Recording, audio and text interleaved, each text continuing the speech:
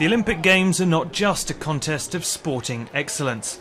At the Olympic Park in London, in the kiosks, restaurants and attractions, the world's biggest brands have come to compete for spectators' attention too. Here it's only those that have together contributed £1.5 billion towards the operating costs of the Olympics that are allowed.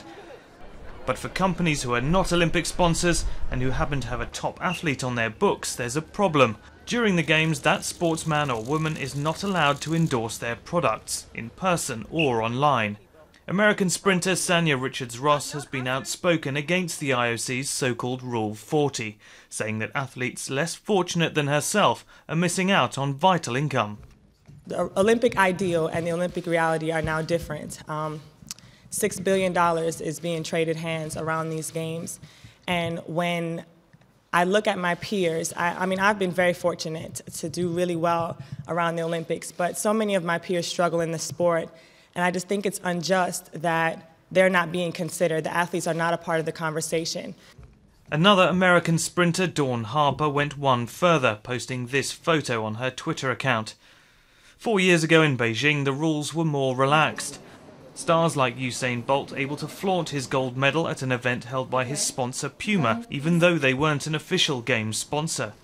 But for the IOC, protecting their so-called partners is critical. Without their backing, a modern Olympic Games would not be conceivable. To finance the preparation of the game, the money doesn't come from the sky. If you want to organize an event on this side, the people who are financing it need to be protected, otherwise tomorrow they will not help again.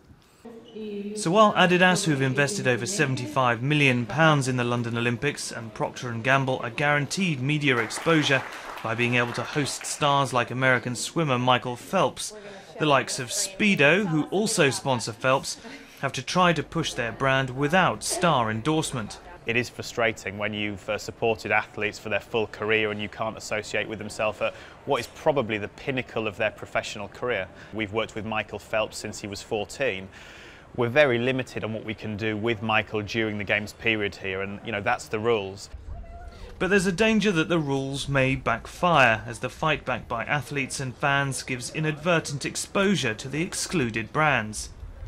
The next pitched battle will be Sochi in 2014 for the Winter Olympics, where sport and sponsors will again compete for the limelight.